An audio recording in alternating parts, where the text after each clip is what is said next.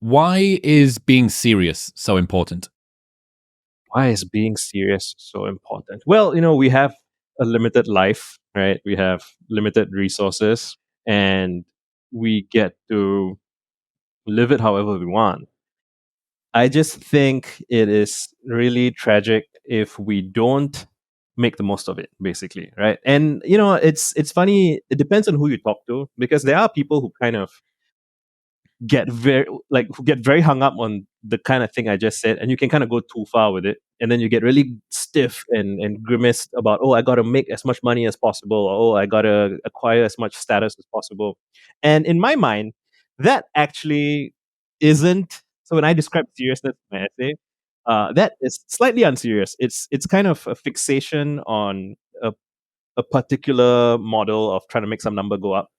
So if you read my essay, the conclusion is that seriousness is love and curiosity expressed earnestly over a long period of time. And that, I just think, really, it's like life is a feast, and you really want to sample everything you can and find the thing that's yours and really, really enjoy it.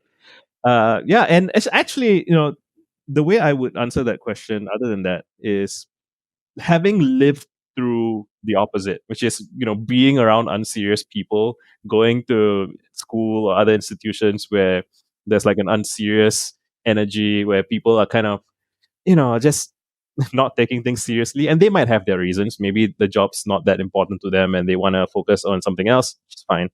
But what I found is that when I reflect on my life and think about when are the moments when I've really had a great time, it's invariably when I'm serious about what I'm doing, which involves, playfulness and so on, and I'm surrounded by other people who are also serious, and that just produces something. There's that je ne sais quoi, right? That excellence that is, once you've tasted it, it's such a nothing else compares. And so I talk about things like that in part to, like, my friend Kevin Kwok has this quote that's like, it's like tapping a tuning fork to see what else resonates, right? So if, like, in a sea of people you have a distribution of different kinds of seriousness, you want to find the kind of people who vibe with you, and like, Dude. you- So I was at a yeah, bachelor party, stag do in the UK about 2 years all right, ago, and we were playing shuffleboard, and there was we'd been going for maybe 6 hours or so. So people had kind of gravitated into whatever their normal social groups was. Some of us had priors, some of us had known people from before, but a lot of the people in each of the groups were new. And I looked over at the other table of people, and they were the guys were sort of like flicking the little pucks, and they were sort of being playful and messing about, and no one was really keeping score. Meanwhile, on the table that I was on, we were whispering tactics to each other. We were talking about, oh, he's really weak when he has to come short, so blah blah blah. And I was like, dude, we're at a bachelor party, but we had separated ourselves out. We had literally triaged the group by seriousness, and I realized in that moment that I like to be around people that take things seriously. And it doesn't mean, I really appreciate you saying this isn't sort of solemn, tedious, right. rigid, stodgy. You use this term dynamic persistence, sort of a sense of humor being critical to that, because it's difficult to persist for a long period of time if you take yourself too seriously. So you become rigid and you become stiff, and the opposite of being dynamic. And yeah, I saw that thing. I saw that situation occur in front of us, and I saw a group of people that were, they had resonated with the people that weren't taking things seriously, and I realized I was on the serious people table. No better, no worse, but just I'd found my tribe, so to speak. Very nice. It's so fascinating to me how easily people tend to triage themselves that way. Like, there's no, like, top down. It's just naturally people gravitate towards people who are similar and away from people who are not. And I used to play in a band when I was a teenager, and it's so funny that, like, 10, 15 years later, we find out that, oh, this person has ADHD, this person is bipolar, this person, like, it's all these people who were misfits and maladjusted in some way, that were all just drawn to each other. And it's not like we signed up for who has, this issue. We didn't even know. We just knew that we were all very passionate about what we did, and we just all found each other. It's so magical, actually, when you think about it. I love the idea of this. I also think I became quite frustrated. And one of the reasons I really wanted to speak to you was reading your blog post was kind of like it's an allowance for people who are serious to not feel embarrassed in their seriousness. Because there is the person who doesn't seem to be taking things too seriously, who doesn't seem to be paying that much care or attention. They're kind of lackadaisical. They're chill, man. Just fucking relax a little bit, dude. That person often comes across as sort of more fun, more cool. They're more vibey, right? The vibes are vibing. And I've always found myself as somebody who prefers to be on the serious table as opposed to the non-serious table. And seeing that as a virtue, not in a virtue as in like some superiority complex of some guy in a stuffy fucking library somewhere, but genuinely just, this is a predisposition you have. It's some weird personality trait, probably orderly, some form of orderliness, conscientiousness, a couple of other industriousness maybe. But beyond that, it's an amalgamation of you pay care and attention to the things that you do, and you think that there is utility in effort, and there is utility in trying. Yeah, what you're describing reminds me of an anecdote from one of Michael B. Jordan's classmates. And she was saying he was such a weird kid. He would come to school with his headshots and stuff like that. And it's just so striking to me that being serious when you're starting out is really difficult socially. Because, again, it's like, I think the general sentiment in most of the world is like, who do you think you are, to take this thing so seriously? Like, why are you so... And, like another joke I liked was, imagine being Shakespeare's English teacher, right? Like this annoying kid coming up with his own phrases and words and stuff like that. And I also have sympathy for people who, like, so for the teacher, for example, who is just trying to teach a class, but there's a student who's like, nah, I'm going to do my own thing. And God damn it, William, not again. Exactly. And at the same time, I think about all the kids everywhere who had that spark of something, but it was snuffed out because their social environment just didn't allow it. It's tempting to think that, I have it and I've made it so far, therefore I'm special. Which, yeah, in some sense, yes, but we always, I think, underestimate the degree to which a kind word here, a supportive context there, just really, you watch the right movie at the right time of your life and it just hits something for you. And someone else just random walking didn't get that. And it's like virtuous cycles of, do things get better or not? And yeah, it's just, there's a lot to get into about how society is structured in a way that kind of, it's like, I can always see both sides of this. Like, it's both good and bad. It's a kind of sorting algorithm in a way. Like, in the long run, the people who are most serious and kind of, there's this quote from this old French poet writer Baudelaire, something like, the great man, in order to exist, has to overcome the resistance of like millions of people, from his family, his friends, his school, his society. So by the time he gets there, he's got this immense strength, or however you want to frame it, immense persistence, immense capability of like managing his psyche to get there. And in a way, because we live in a world where there's so much information, so many people doing so many things, and I used to work in startups, and like you would hear from someone that their startup is going to be the next big thing, and 2 years later they're gone.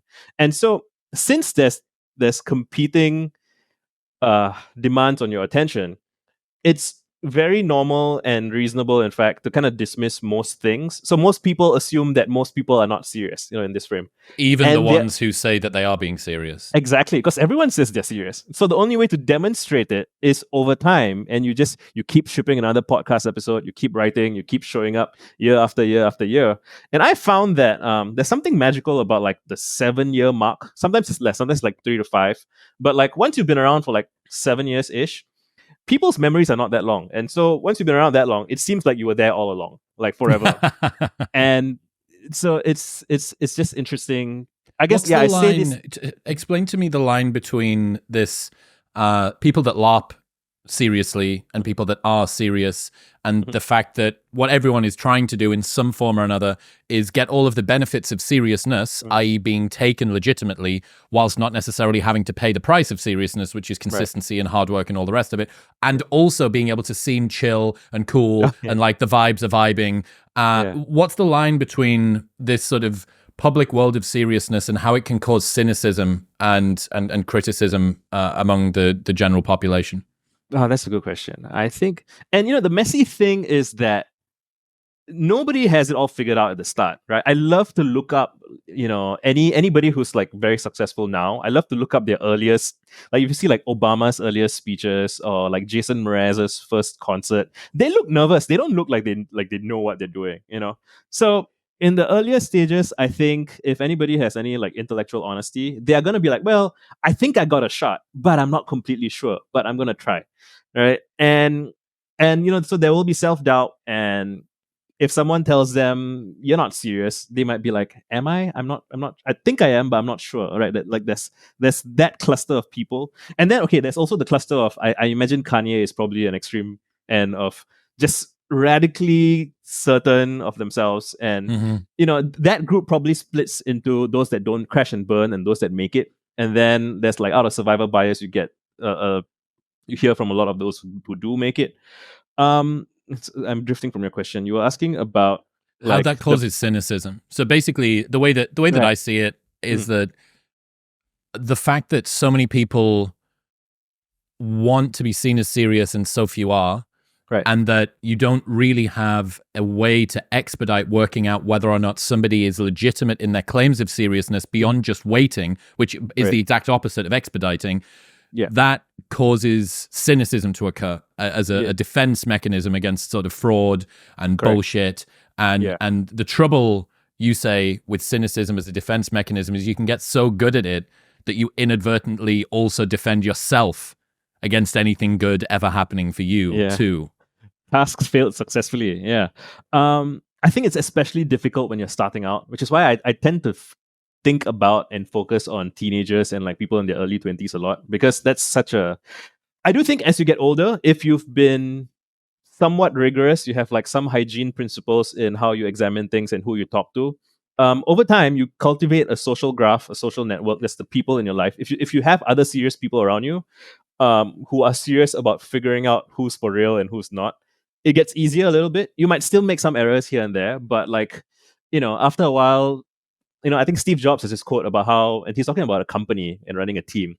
Like when you hire A people and you put them in a context with other A people, they become self-policing in only welcoming other A people and like pushing and like kind of not necessarily pushing away, but like they keep out the B people, I guess.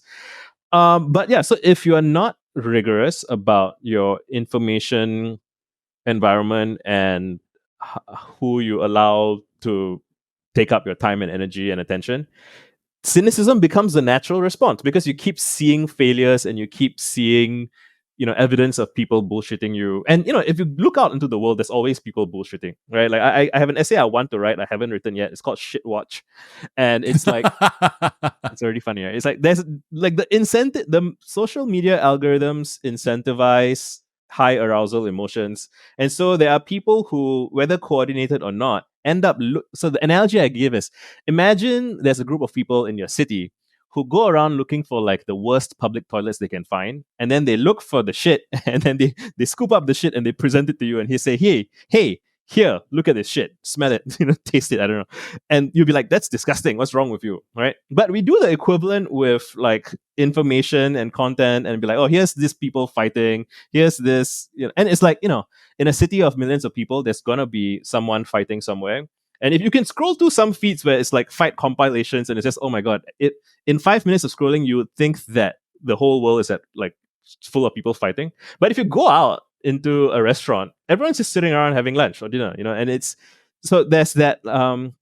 With regards to cynicism, I think it's very much a function of how well you curate your information. And I think there's this unfortunate tendency for people, especially like intellectual types, who want things to be objective, and they're like, and I remember thinking this way as well. Like, I need to know all of the bad things. I need to know the truth. I need to know the so like that somewhere out there is shit.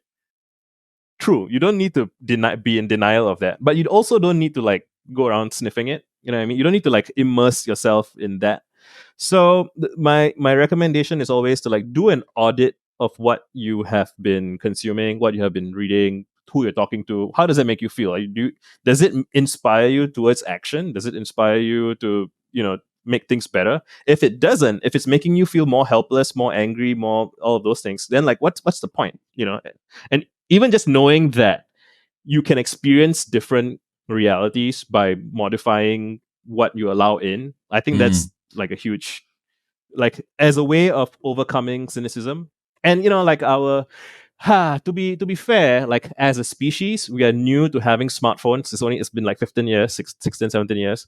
And it takes time for like the collective to develop like antibodies and proper protocols. It's funny, you can read up about like when the telephone was invented, people didn't know how to use it, and they would just call randomly at any hour of the day. They wouldn't say hello, they'd just start talking. And they would have to write into magazines to complain about like people, crank callers and all that. And it took a while for like healthy norms to develop.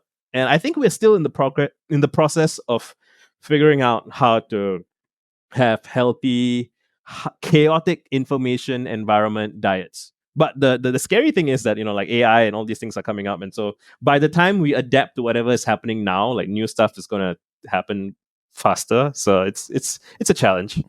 Given that longevity and doing things for a long period of time is so important to being serious, that seriousness is smeared across time, what would be your advice to people who don't want to get seriousness burnout? The people listening who go, wow, I feel seen by this. I have care and attention. I am bothered by details. I want to do things well. I want to leave the world better than I found it. But I find it a little bit exhausting sometimes being around people who aren't so serious, who don't support me in my seriousness. And I don't want to feel too rigid and sort of stodgy. I need to be dynamically persistent in that way. How can people be more sort of psychologically flexible or robust in managing their own motivation? What's coming up for me, strangely enough? I know you've done podcasts with the Renaissance periodization guy, Israel. Yes. Great. Yes. And so I used to have a problem with my lifting patterns where I would try to go as hard as I could. And it would go pretty well for like 3 months, 4 months. And then I wouldn't realize it, but like I'm getting kind of burnt out in some way. And then I would either experience a minor injury, or thankfully nothing serious, but like a minor injury, or I'd start losing my appetite. And then, and then eventually I'd take like a week or 2 weeks entirely off, and then my habit would fall off the rails, and then everything just went bad. And like I had like years and years of cycles of this until I watched Dr. Mike, and he was talking about deloading, right? And I think that's just I can't believe I never encountered that concept until, I mean, I guess I may have encountered it in passing somewhere, but I didn't take it very seriously. But when I saw Mike speak about it, I was like, oh, this guy knows his stuff. And I gave it a shot, and it totally works. It's like, so the idea is basically keep doing the reps, or maybe fewer reps, maybe fewer weight, but like, still show up, but like at a lesser intensity. And that kind of keeps you in the game, but not balls to the wall, kind of pushing yourself too hard. And I feel like there's a parallel here with like seriousness in general, or just, any kind of project management. Like, athletes need their downtime, right? Like, rest is a part of the recovery process. And so if you're serious about doing anything for a long period of time, you should consider how that break from the main thing keeps you, like, allows you to return to the game with a healthy perspective. And I'm thinking also now of David Ogilvy, who was an excellent copywriter, excellent manager. He was just a great guy. You should read his book; it's fantastic. And he would work really, really hard for, I think, months on end, and then he would switch off completely and go like into, I don't know where he would go, like just go on vacation, I guess. And he would just let his mind lay fallow. And I think the quote he gave was like, he would receive telegrams from his subconscious, and the telegrams from his subconscious would inspire him and give him a new perspective, and that kind of thing. Another person I'm thinking of now is Paula Scher, who is the designer of the Citibank logo. She runs this great design consultancy, and she's like, I can't design anything if I'm not in a state of play. So what she does is she sketches while she's in taxi cabs. And yeah, I think there are very few things that are interesting that don't involve some amount of playfulness, some amount of, you need to step away from the thing so you can see the big picture and not get lost in the weeds of the thing. So yeah, like, I'm kind of going in circles a little bit because I don't want to be too prescriptive. Like if you say, oh, take 7 days on and 2 days off, or like, no, that is not necessary. Maybe that's correct for your thing, but like you have to be sensitive to your own rhythms. And now I'm thinking of Christopher Alexander, who's like he was a famous like architecture thought leader, I guess you could say. And one of his quotes that I keep coming back to is like this idea of improving patterns by tinkering with things and then seeing how you feel about it. And it's really the feeling that dictates the action. And you can't outsource this. You can't outsource your judgment and you can't outsource your feeling. Like these are things that it's just like all the way to the top, right? Even like if you're like Beyonce or Taylor Swift and you have a whole team of people managing your operation, you still at the top have to judge, do I want to have this pyrotechnics? Do I want to have this part of the show or whatever? Like people offer you ideas, but you have to decide by your feeling what's right or wrong. There's no escaping that. And it's the same for rest, and it's the same for if you've been doing things for some time and it's not working out, like you have to sit back and feel it. And it's so funny to talk about it because I think people who hear it will be like, oh yeah, of course. But it's non-trivial. It's kind of tricky because you can get lost in the weeds so easily. So you kind of want to practice having time away from the thing. And like I think Netflix has like in their software department or something, they had this thing like called Chaos Monkeys, where they would basically program things to break randomly so that they would be like, oh no, if this breaks, we got to do that thing. And it challenged them to make things more robust. And yes, I mean, and life is like that, right? And like whatever you're doing, things are gonna surprise you and blindside you and so on. So okay, if you're a person trying to be serious and overwhelmed. Mm-hmm. Yeah. Trying to avoid that. And then also, I suppose you can add into it, how do these people deal with the inevitable sort of friction that they feel with people around them? Because if you're somebody that is serious about things, you're going to become very disliked because you throw everybody else into quite harsh contrast. Yeah, that's very difficult. So this is why my first book is titled Friendly Ambitious Nerd, because there are three variables. And also a lot successful people tend to be ambitious nerds.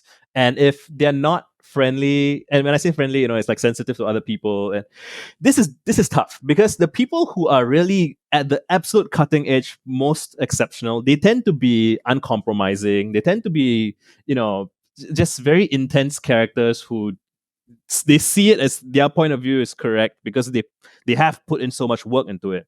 And so it's like they don't suffer fools, right? And yeah, so it's like how much do you suffer fools is basically the question. Or like how do you do it in a way that is, well, each person has to decide for themselves based on their values how kind they want to be to people who can do nothing for them, or are even like interrupting their process. And I'm kind of, I remember when I was a kid and I felt like an idiot and I felt like no one was looking out for me and I had no mentors or no whatever. And I really just needed someone to kind of show me around and help me out. So I'm kind of biased towards when I see someone struggling or I see someone lashing out or being whatever, I try to, like, can I at least say something that they might consider later on and be like, oh yeah, actually the guy was unreasonably nice to me. But I don't know if I've gone back and forth with regards to like how much should I like lecture people on that they should be nice to other people. I think this is one of those things where you may have some predisposition and it can vary a little bit slightly. And like, I'm reminded of when the Google co-founders were looking for funding, right? And like I think one of the investors said something like, "Oh, these guys are so arrogant and they're so just not socially nice, right? They're not kissing the ring, and they're just kind of saying, oh yeah, we want to organize the world's information and it's going to be great." And I'm paraphrasing what they said. I don't think they said it's going to be great. It's like they just spoke in very clinical terms about precisely what they were going to do, which is like, I would say it's a tell for like, the rocket scientists and the people that are really serious about technical things and they want to make progress on things. Like they are thing-oriented people rather than people-oriented people. So they don't, they're like neurodivergent, autistic, something like that. And so, and I think, okay, here's what I think.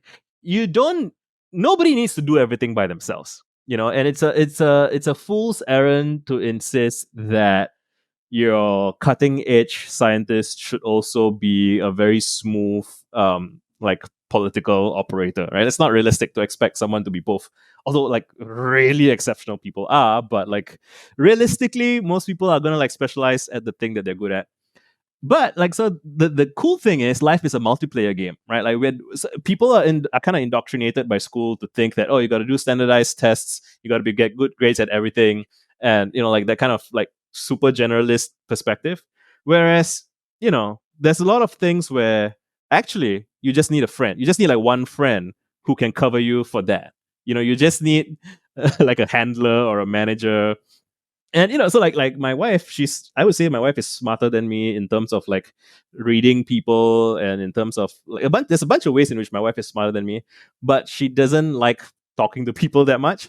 But like, so she married me, and so she gets to benefit from like my social butterfly instincts or inclinations, and I get to benefit from her being kind of like analytical about budgets and schedules. And so like, there's a quote from Rocky, which is like, we each have gaps, but together we have no gaps. So yeah, I think the good news is we can trade, like, so we can make friends. So you have to make at least one friend, right? And ideally, every like antisocial, like, they're not trying to be antisocial, but the kind of person who isn't very good with people should have one person in their corner who's like their representative or their advocate, or someone who can look out for them and kind of translate their perspective to other people. And again, it's like the 0 to 1 part of this is the hardest. Like, when you don't have anyone, that's when it's really tough. But I think even just knowing that it's possible, that if you can find someone who's like a nerd whisperer, right? And so I consider myself basically that. Like, I'm kind of a nerd whisperer. I'm nerdy in general, but I'm not like all the way intense to the point where I'm like tinkering with stuff. So you're like, able to translate for the ones who are too far down the autist ladder to be able to communicate. You're like the gateway drug to normal civilization. Basically, yeah, that's true actually. So yeah, I've described it as like being like the bridge between worlds, right? So I am a fan of like Heimdall from like the Norse mythology.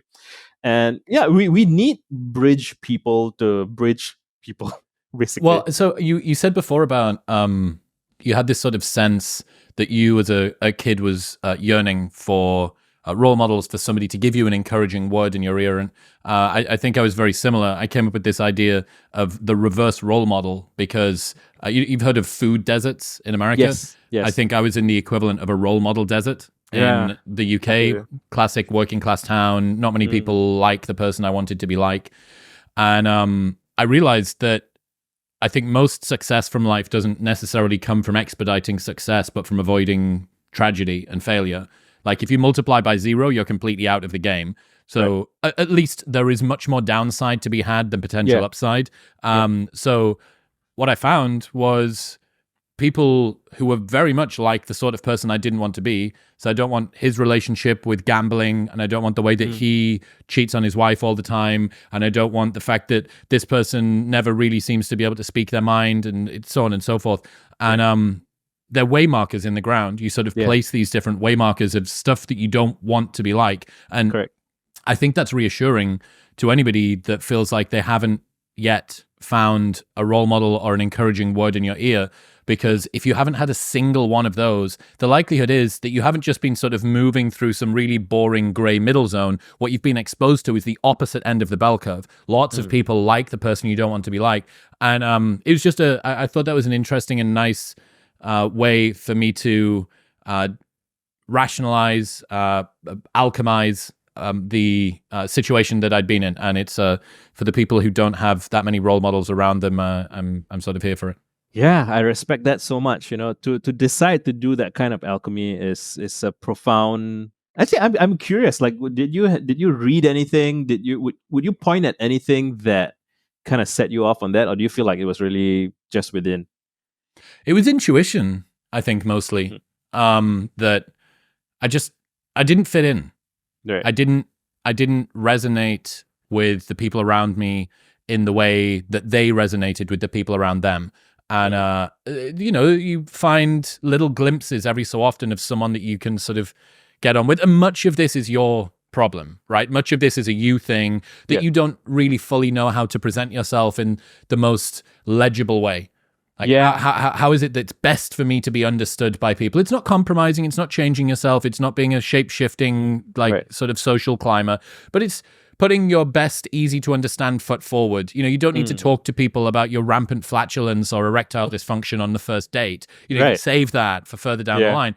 And the sort of social mores and graces and how you sort of slowly acclimatize people to you is a skill. It's a real skill. And it's a skill specifically for people who are serious and who care about things and who want to have deep and interesting relationships, but they're terrified that if they bring that up too early on, people are going to think that they're some sort of a nerd or they're not fun, they're not playful, they're going to be a buzzkill. Oh God, don't bring Visa like he's just going to talk about feelings again. You know what I mean? Like that, you don't want to be that guy, especially when you're young. And I really think that the point you made before about how when you're first starting out, you have no legitimacy. Why on earth do you, person at the same level as everybody else, i.e. zero, novice, beginner, starter, think that you have the right to be able to be this serious about anything? It's so fucking patronizing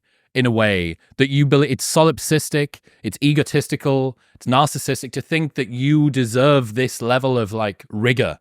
But then when you look back, like you need to have some of that spark needs to be there, or else you're never going to take it sufficiently seriously to actually be able to become good at it. Yeah, I've thought about this a lot, and I've encountered it myself back then and even now sometimes. And I find that what I find myself often saying is that, there are assumptions buried in culture that people just internalize from their upbringing, from wider society or whatever. And the idea of deserving is very tricky stuff. I think there's this implicit sense that so it's like status hierarchies and concepts of like royalty, even like, and it goes back all the way to like our founding, like our earliest mythology. And like if you go back and you can actually look at like Disney movies and even superhero movies or whatever, and it's like, oh, you have to be a prince or a princess to be able to have agency, right? And that's like bestowed from, it's implied, it's like you're the chosen one, you're the divine, whatever. And so everyone else is just, you're meant to be a peasant, basically.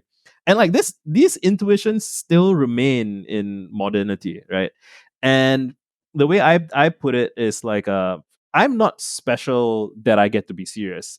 Anyone can do it. Like it's there for the taking, right? And it's just, I guess, maybe there might have been some validity to those old heuristics in ancient times, but and like one analogy I would use is like, it used to be that if you wanted to have your own TV show or a podcast or whatever, you basically had to go through the gatekeepers of traditional media. And back then, producing video was a very expensive thing to do.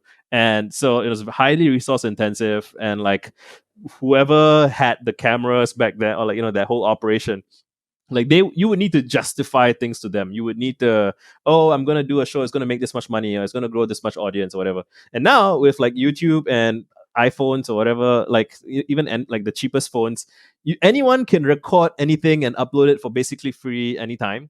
But that has been true for like a decade at least.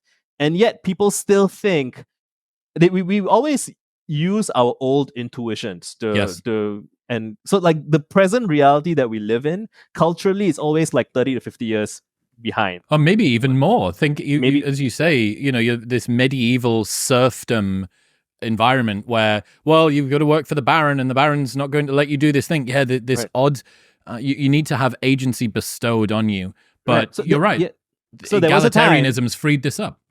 There was a time where as a parent, if your son is trying to, let's say, wear fancy clothes, you would be protecting him by telling him, don't do that. The Baron has a temper. He doesn't like to see anyone other than royals dress up. He's going to kill you.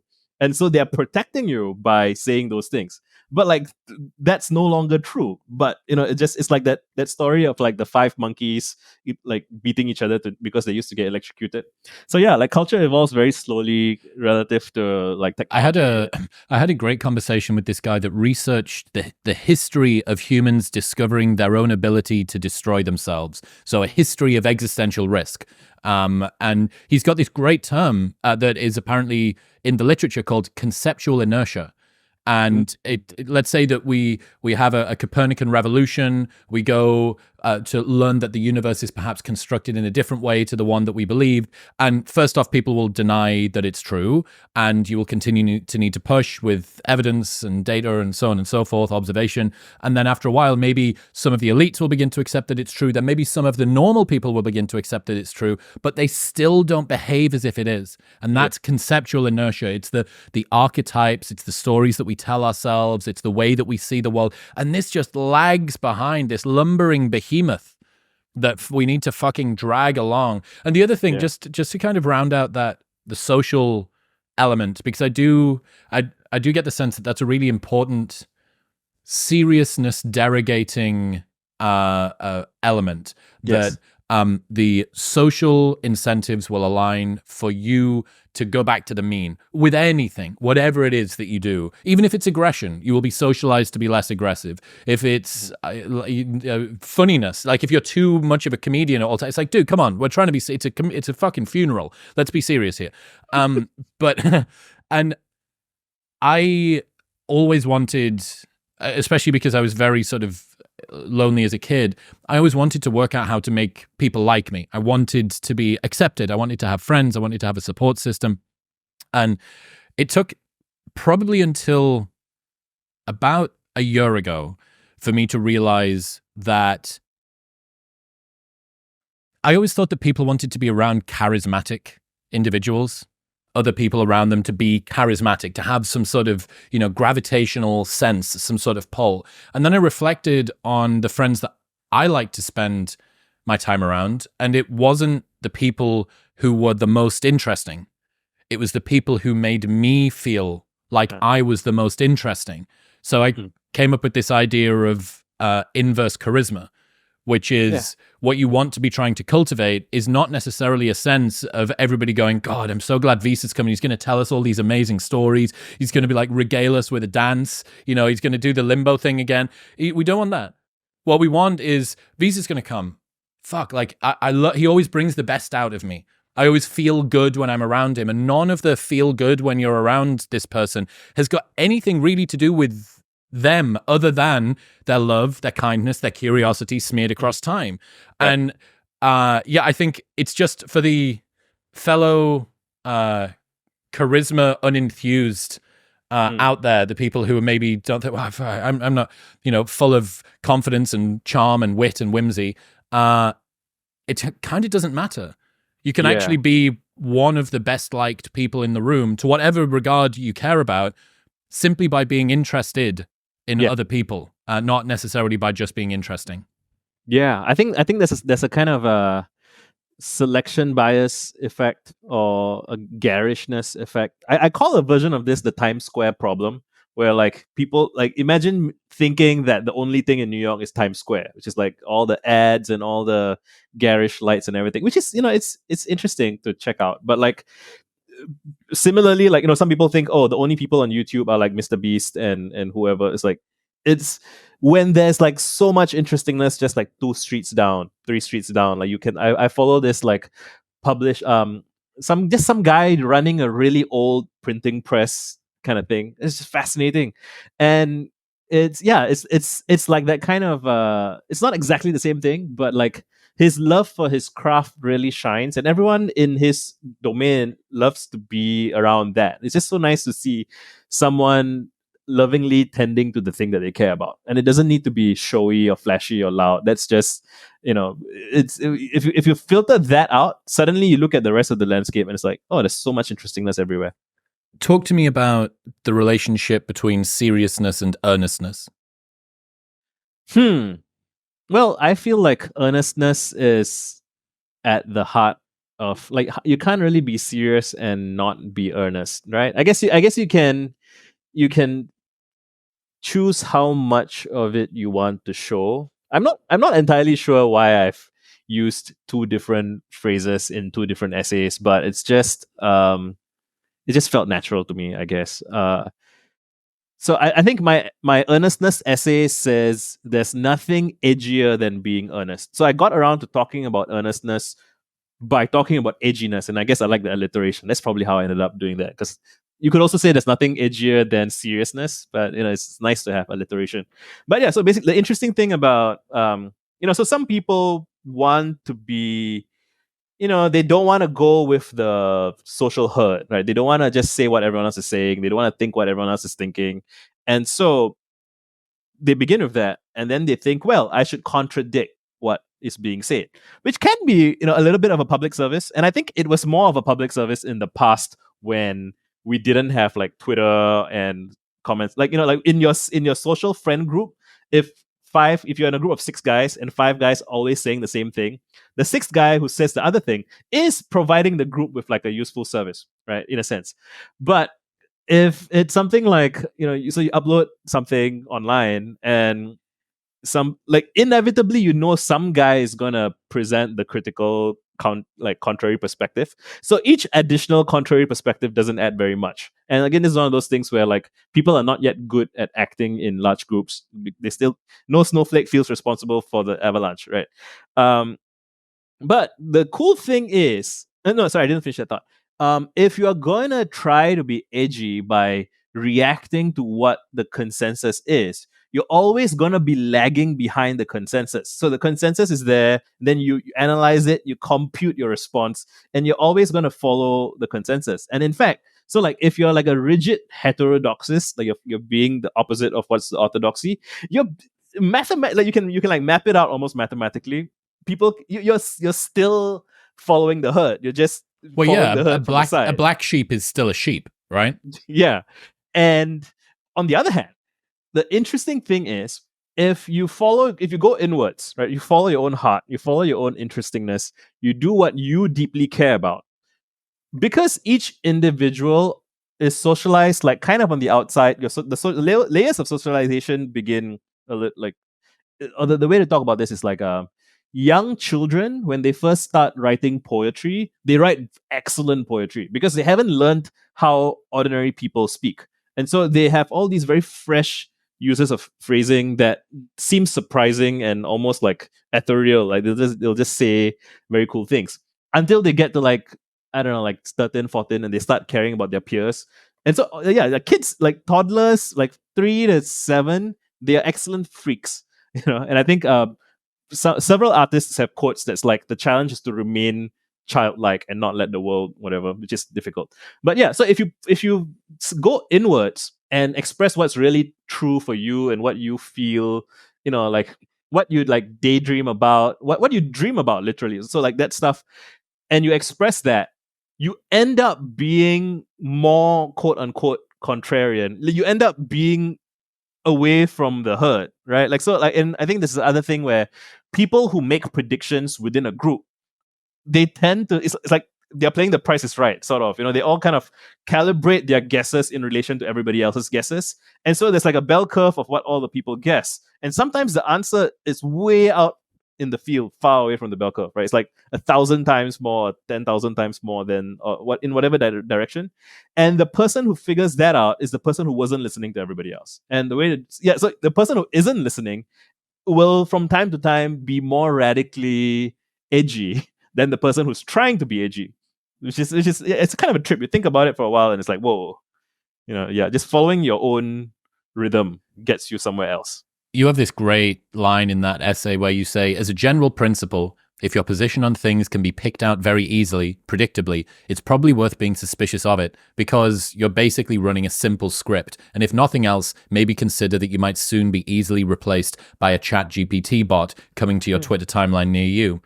I talked earlier about how earnestness gets suppressed. Sometimes a person who has lost the ability to focus on what they actually want can become superficially motivated by the social activity of attacking other people for the imperfection in their utterances. It's a fairly hollow form of nourishment, but hungry people without any good food will eat anything they get.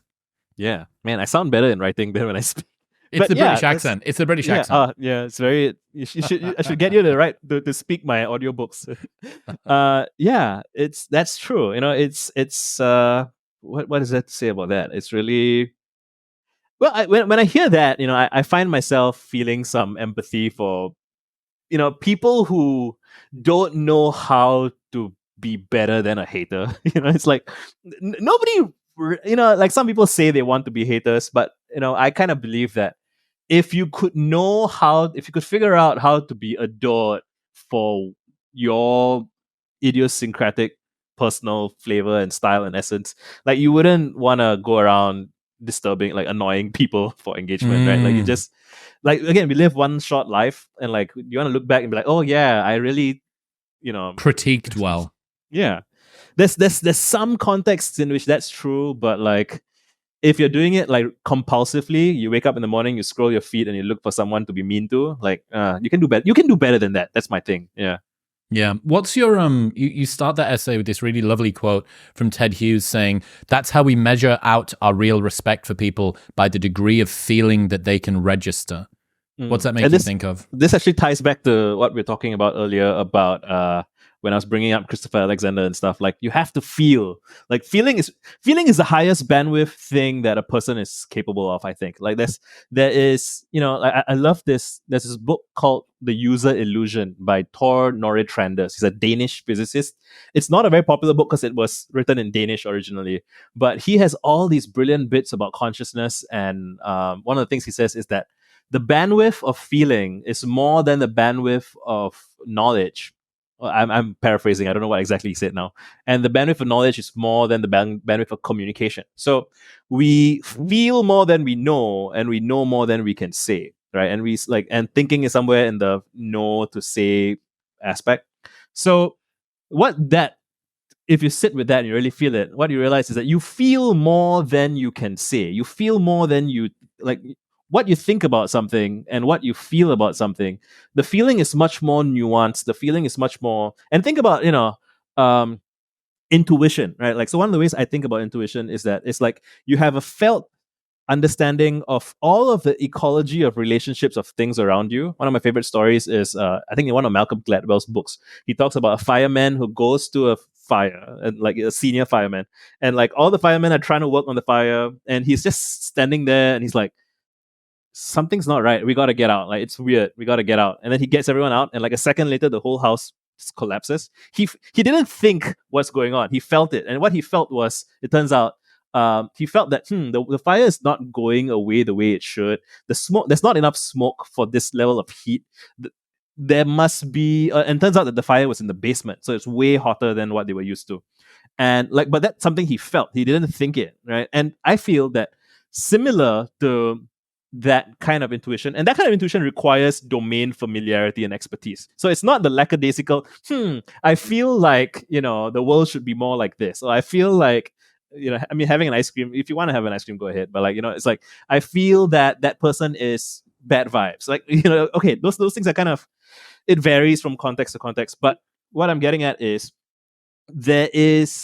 so like, going back to the Ted Hughes quote, the amount of feeling that we are able to experience and like surf the waves of, because like our education systems and civilization as a whole, right, to minimize inconvenience to people, because we are all smushed together in very cramped environments. Civilization is, I call it, it's like iterative potty training, right? Like, so at the most fundamental level, please don't shit in the street, don't shit in front of your friends, like shit in the toilet, right? And shit on, like, try to do it at appropriate times, so like potty training is good. Like, you want people, if you're a barbarian in the wild, you can shit wherever you want, whenever you want, doesn't bother anybody else. But like, it's a public health issue if people are shitting everywhere. So people need to be potty trained, right? And what that means is you need to be like emotionally like you need to regulate your feelings. You think you want to go now? No, you got to hold it in and go somewhere else.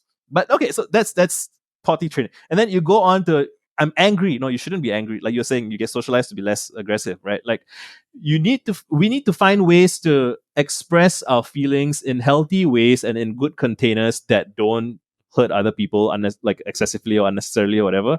But so from civilization's point of view, that's a little bit more complicated and complex than it can manage. So what it does is it tells people to suppress themselves, and it enforces this through culture and institutions and everything else.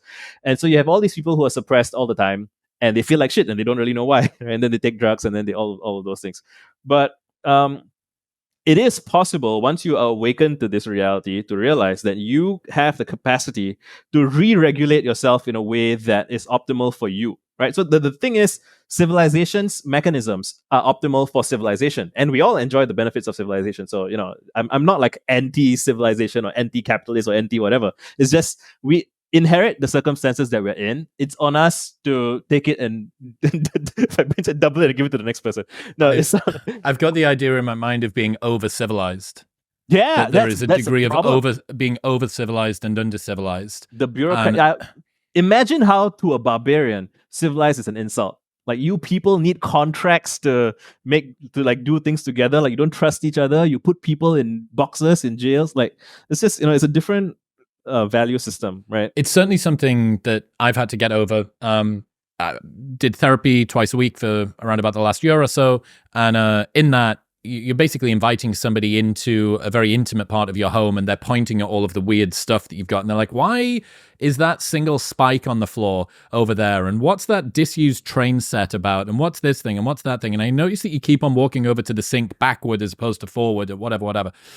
And one of the things that I realized was that I have a people-pleasing tendency. I see other people's emotions as my responsibility, that their well-being emotionally is on me, and that it's partly my problem. And one of the issues that you come across with that is it's very difficult to advocate for your own needs or your own wants, or to learn to forcibly say no, because you know that invariably this is going to cause some sort of imposition or discomfort to somebody else. And if your concern is ever making anybody else ever feel uncomfortable, it's very unlikely that if you will subjugate your own desires in place of their well-being.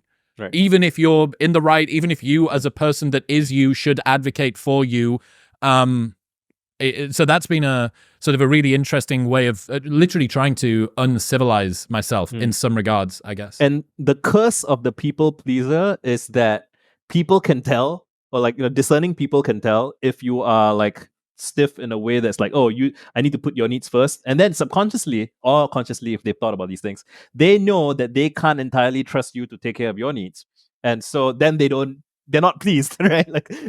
And then they don't trust you. And then it's like, you want to make them feel better. And they're like, I don't trust you. You're well, you say it in the Seriousness essay that it's like this sort of odd, roundabout, uncomfortable truth of life, that the more you don't care about what other people think about you, the more they seem to like you. Yeah, it's crazy. It's such a, I'm writing about all of this from a new angle now, where I talk about like a blessedness spiral upwards and a wretchedness spiral downwards. Brilliant. And it's so tragic because the more blessed you are, the more blessings you receive. And the more wretched you are, the more Matthew principle all the way up and all the way down. Exactly that, yeah.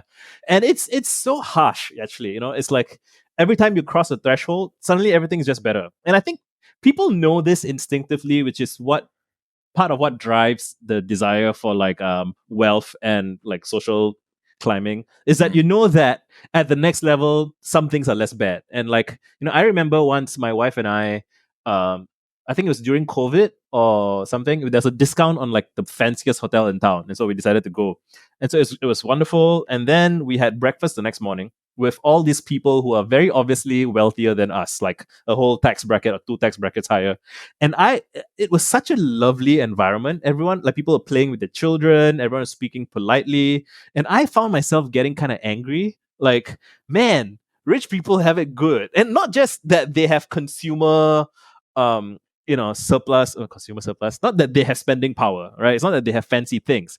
It's that in the nice neighborhood, it's peaceful. It's, I'm sure there's problems that I'm not aware of. There's more pressure, there's more, they seem to have a lot of family squabbles about inheritance and stuff. So every context has its own upside and downsides. But in that moment, I was like, whoa, like I am underestimating how much I would actually appreciate like having the access to those kinds of spaces, which is Well, think about how much less stress there would be on you. You know, there's this sort of this odd poverty Yeah. trap, which is poverty is expensive. Yeah. yes, poverty is very expensive. If you're constantly having to get credit lines extended, if you're having to work 2 jobs, which means that you can't improve your education or your qualifications to get a better paying job, you're kind of stuck. And then some people get to escape velocity in one regard or another. And some people, you know, the Elons of the world, the Bezoses of the world, have this sort of, I don't know, like infinite money glitch, or at least it seems like that to everybody else. And then you think, what sort of quality of life comes along with that? And it's a weird thought to consider the advantages, that wretchedness spiral, and that sort of ascendancy spiral as well. Yeah, it's just such a, and you know, it's almost too much to think about sometimes. I think again, like everyone is living in the immediacy of their reality, right? So it's like you have what's on your to-do list for next week. You know, what's on you got to ship this thing for work. You got to deal with changing the oil on the something. You know, there's all these nitty-gritty things, and it's challenging to step back and really see the big picture and have like a long view of what do I really want my life circumstances to be. And you know, it's it's a lot. What's your advice for people to sort of continue struggling cheerfully when things aren't going quite as they'd hoped? Man, I have been in that state for the past couple of years ish. I mean, it's funny because you know when I was, it's like so I have struggled differently at different stages of my life, and currently it's the best stage. You know, like I'm when I was a teenager, I was struggling with, you know, my family didn't believe me when I said I want to be like an author, and like my friends, you know, didn't like that I struggled to get people to take me seriously, and like those struggles were in some ways harder, but in some ways also, I guess, more freeing. So this goes back to every stage is different and has its pros and cons. But so in my current stage, like I've written 2 books that I'm happy with, and my readers love them. But like instead of directing my energy towards like doing marketing for them and selling more books and whatever, I feel like I got to move on to the next project and like do the third thing. And that has been a struggle for me because I mean, I guess any interesting work creatively is going to be a struggle because you're trying to birth something that doesn't already exist, and so you have to find new perspectives, and you have to you want to say something and it hasn't quite been said before, and you don't know how people are going to receive it, and you know it's just a lot. And I have woken up very often and be like, oh my god, what am I doing with my life? Or like, how am I going to do this thing? Why is progress so slow? You know, like there's all these unpleasant thoughts, and I have to. It takes effort to contextualize things for myself. Like I have to actively remind myself when I go for a walk or something and be like, Visa, do you know you're living your dream, your teenage self's dream? Like if I could talk to my 17-year-old self and be like, oh yeah, you know, I don't have a job. I just write and I talk to people. I just do whatever I like. I just, you know, he'll be like, what? How is that possible? Like like you succeeded, like you've made it, man. I'm like, yeah, I just feel like you know, it's there's this quote from Steve Jobs again where he says, "When you haven't succeeded yet, when you're like a nobody, right? It's fun to fantasize about all the riches and all the things that about dreams, like grand dreams. But once you have some means, once you have some money, you have some authority, some influence, or whatever, now the chance of your dreams coming true is not zero. It's not one either. It's like in between, and you have responsibility to make that happen. And it's a burdensome responsibility, I feel. And like you know, I always feel survivor's guilt as a creative. You know, why me? Why not? I know that there are people who are surely more talented than me, more intelligent, more articulate, whatever. But you know, maybe their mom is sick, and so they've never had like they've had to work extra hours, and so they haven't had time to write, right? And I always feel like I gotta make it for that guy, you know, because he by character. That's maybe my.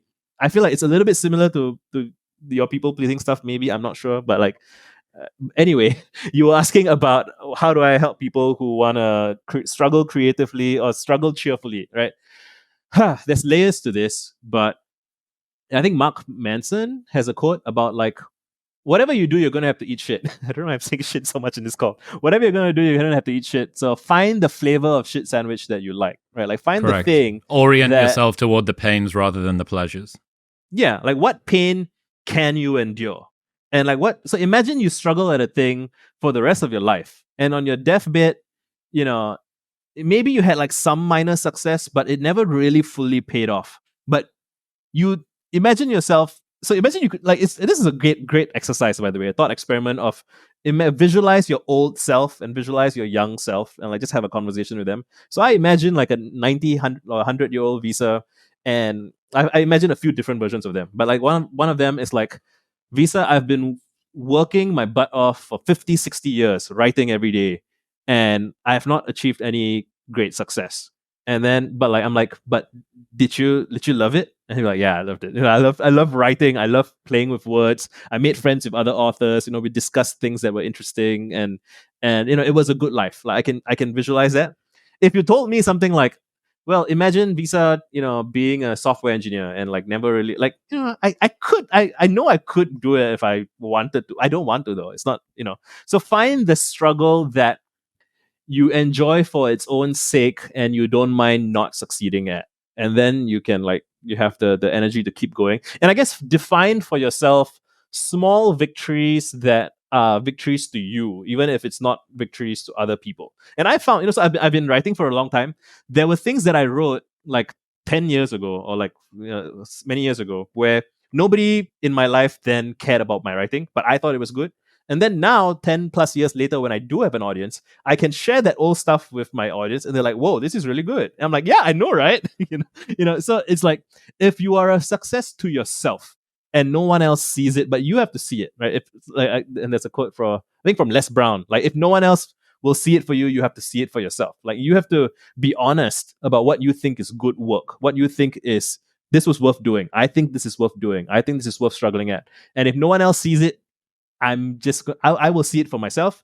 And then you try and find one other person who can see it, and then another person, and then another person, right? And then in that kind of mindset, I think you can try to be cheerful about it. There's all this other like project management nitty gritty stuff. So like, don't attempt extremely large projects that might like sink your ship if you fail. You know, like I think Nietzsche said something like, write 100 like outlines of essays or drafts or something, like, so you can, if you can, like, so the saddest thing I see from time to time is like an author who spent, or like a startup founder or an author who spends several years of their life and a lot of their money and their resources and whatever working on a project that they had like this kind of white whale idea, like, oh, when my novel is done, everyone's gonna love it, it's gonna be amazing. Yeah. And then you do this really big thing, and then you talk to people about it for the first time and they're not interested. And then that's just so depressing and so disheartening. Whereas what you want to do, and this is part of like being cheerful and whatever, right? You want to do little sketches, little outlines, little drafts, and then share them with people and then like see how they respond. And if you just talk to people every couple of days, even just a regular conversation, you may notice at some point you make someone laugh, or at some point like their eyes light up. And those are the moments that you want to like collect and pay attention to. And like you do more of that. I love the idea of sort of the challenges that the person who's not yet successful but not a total noob is encountering, and the fact that sympathy for successful people is very unpopular, but there is certainly a new skill set that everybody needs to learn. Like, just imagine that you get toward where you want to be, not even where you want to be, just imagine that you get toward where you want to be. What fears are going to come into your life that you don't have right now? Well, what about the fear of losing something, right? You've got something to fucking lose now, that climbing higher simply gives you further to fall. You've got the onus on you to continue doing the thing, because if you don't, you've actually risked something now, as opposed to before. You know, if you haven't made any, if no one reads your blog, if nobody cares about your t-shirt designs, if no one's supporting your sports team or you're buying your products or whatever, what does it matter if you quit? It doesn't care. It's all on you. It's just a passion project. But that's not the case anymore. And you've got this beautiful idea of the scarcity sprite.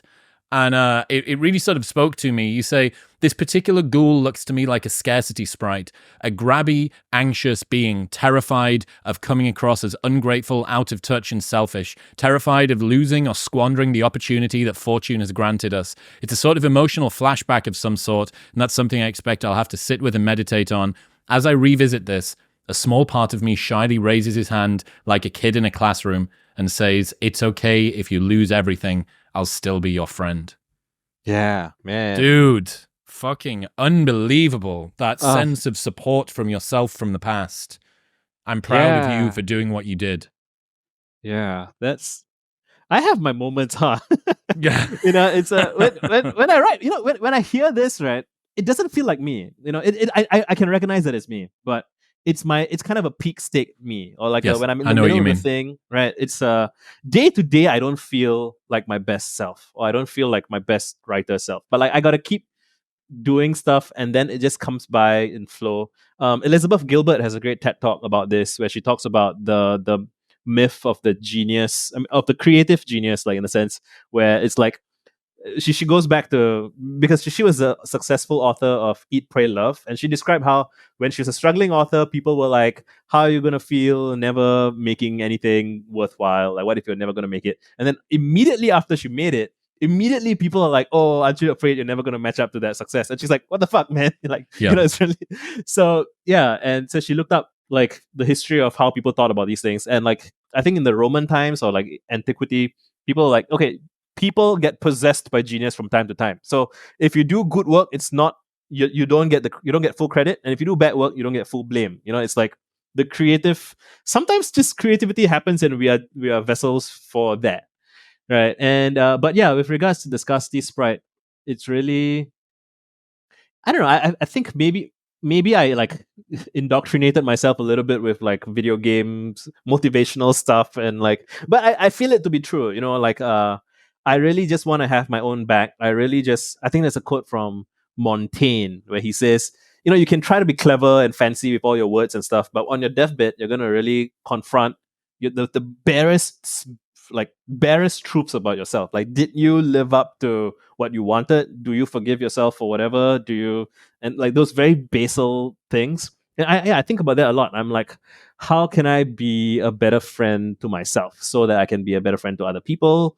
And actually, it's funny. It's funny that I'm so quick to go from that first sentence to the next. It's like like self love or self care. Therefore, that I can help other people, right? Yep. It's Yeah, like this subjugating of desires. I must put other people first. Who am I to ask for the attention, even from myself? My attention should be paid onto other people. No, dude, I'm balls deep in that challenge at the moment. Speaking of the tactical stuff, we can talk Mark Manson quotes all day. You spent a good bit of time looking at procrastination.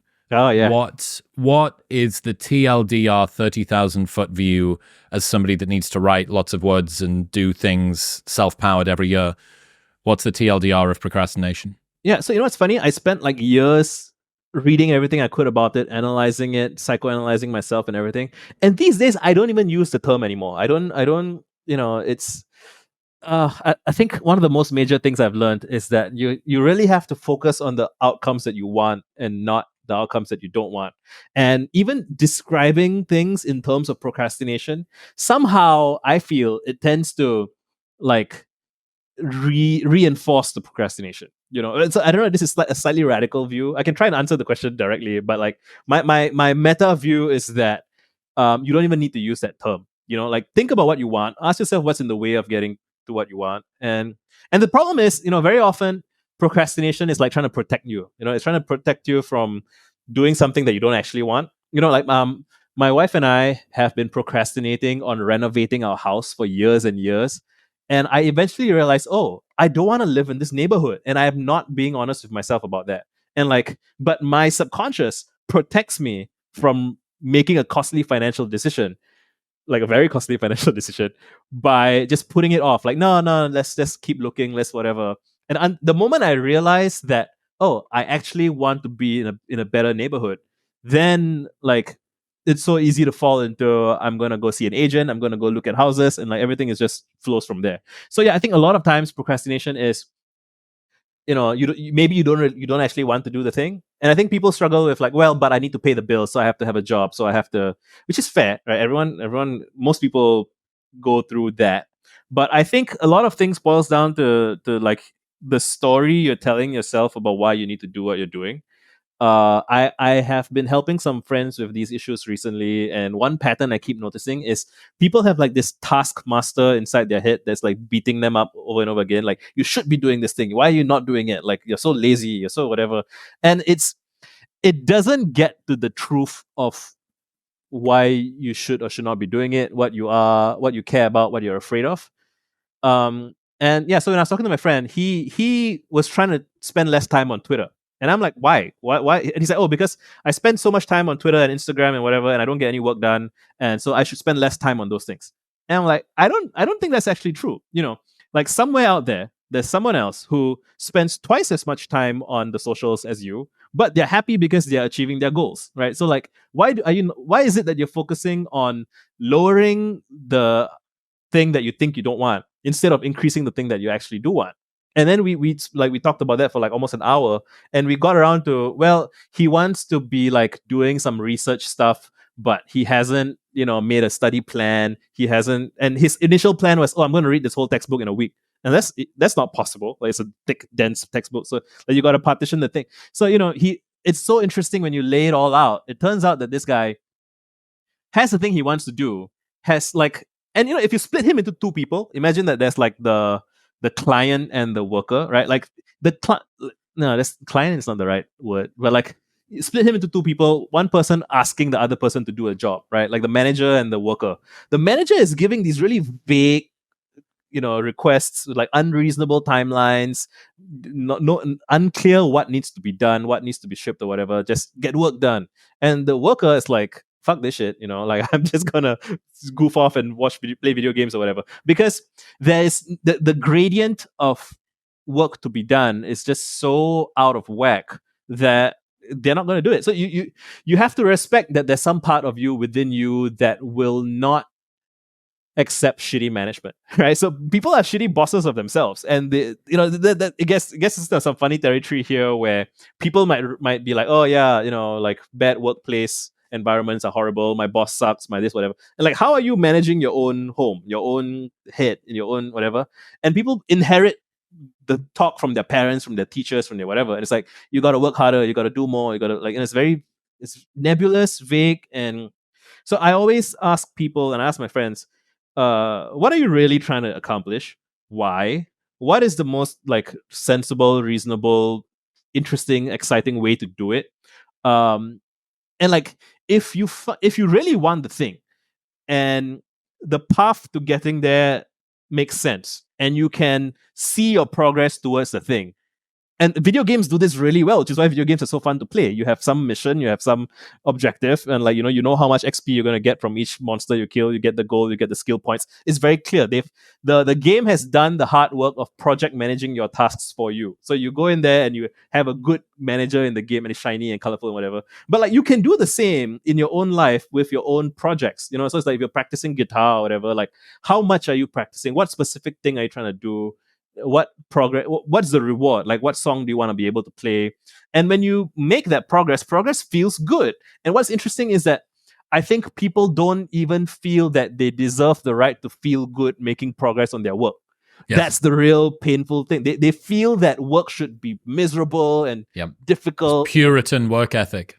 Yes, and that's what really, and they have that, which is like, imagine a boss saying, "Oh, you're all gonna have to grind every weekend, every night," and the employees like, "Yeah, sure," and then their heart's not in it, and then you get this conflict, the person becomes unintegrated. They get split selves, and you have these phrases like revenge bedtime procrastination, where basically like your and so it's your prefrontal cortex that's making all the plans. It's like the manager is a shitty guy. It's like, in Lord of the Rings, there's King Theoden, and then there's the worm tongue whispering poison in his ear. It's like a lot of people's prefrontal cortex is worm tongue, and it's like, you gotta do more of this, you gotta this not okay, that kind of thing. And it's when you see it as that, and then you're like, and I have this whole analogy with, well, Gandalf is a friend who sees what's best in you and encourages you to grasp your sword of agency and do what you actually want to do. And yeah. So when people's like, and when you get tired, like your prefrontal cortex shuts down. It's like the boss leaves the office, and then what people are going to do? They're going to goof off. They're like, we've been grinding on this thing that doesn't make any sense. Like, let's just, like, we need to have fun too. So we're gonna. And at that point, you feel like you're burnt out, you're tired, and you feel you have no choice but to like go along with the thing. And next thing you know, you're on a bender. It's 3 a.m. You've been playing video games, like, and then you feel bad about that, and then you feel bad about that, and you justify, I should be harsher on myself, and then it's a the only bad spiral. solution. The only solution is to grip things more tightly. Yeah, I wrote this essay yesterday, and I actually spoke it at a live show last night. So this might be interesting to you. I wrote, I think type A people have a type B problem, and type B people have a type A problem. Insecure overachievers need to learn how to chill out and relax, and lazy people need to learn how to work harder and be disciplined. Given that you subscribe to me, I'm going to guess that you're probably type A, some version of a walking anxiety disorder harnessed for productivity, as Andrew Wilkinson says. Yeah, I have a tweet like that, and it's goo for my prickly friends and prickles for my gooey friends. And there's a whole bunch of things like that, which is like, yeah, everybody overextends the mode that they are good at. And again, it's like coping mechanisms, right? And it's like in like D&D and video games, there's this concept of a glass cannon, which is like a character who can do a lot of damage but like dies very easily. And you think, oh, why is he like that? And it's like, oh, because he dies very easily, he has learned to do a lot of damage, and so he takes pride in that, and that his identity becomes tied up in that. And it's just, it's that. It's a lot. And I, if so, you asked for the TLDR, and I went on this long rambly circular rant, but I would say at the heart of everything, you have to really step back and observe the patterns non-judgmentally, right? Like because, and you have to ask, like, I recommend really abstract questions like, how might this look if it's easy, or how might it look if it's done skillfully and beautifully without anger, without one of my favorite things in the book Easy Way to Quit Smoking by Alan Carr, they insist that you keep smoking as you read the book. And it's like why would they do that, right? It's because part of the cycle of addiction, and this is true for all addiction, and procrastination can be a kind of addiction. Part of what happens with the smoker who kind of wants to quit but is struggling to, and then he tries to quit but he's like half-hearted about it, and then eventually he lights up again, and then he feels guilty and shamed that he did that, and that is a high arousal emotion. He gets stressed and he wants to smoke more. So there's that loop, and then there's like the meta loop that keeps the loop going harder. And when the book says, I want you to keep smoking, you're like, am I being punked, right? Because you assume that you're supposed to not, and that just creates this tension that makes it difficult to mess with the process. So same with like budgeting software or even diets. And the good ones say, don't change your spending, just track it. Don't change your like food habits the first month, just track it. Just see what you're doing, and like don't judge, just observe. And like when people are able to comfortably just observe what is happening, there's like breathing room that opens up, and you're like, oh, maybe I don't have to play video games until 3 a.m. in the morning. And so and I had an issue with like schedules as a child, like with school timetables and stuff. Like I found it very like stressful and traumatic. And the idea of even opening up Google Calendar and putting, I'm going to do this work today, this work at this point, whatever, I hated that. And because I felt like I was always dishonest, and when I put whatever, I would get excited and fill in with lots of stuff, and then I would miss it, and then I feel bad, and then the cycle continues. And what someone suggested that really worked for me was only schedule the fun stuff, which again, it sounds immoral. It sounds like, oh, gasp, like it violates the puritanical thing, right? What do you mean schedule the fun stuff? But if you say, I'm going to play 1 hour of video games every evening, you no longer feel this anxious, grabby, I might not get to play tomorrow, so I better play 3 hours tonight. And then you don't sleep. And then, your sleep gets fucked, and then everything spirals worse and worse.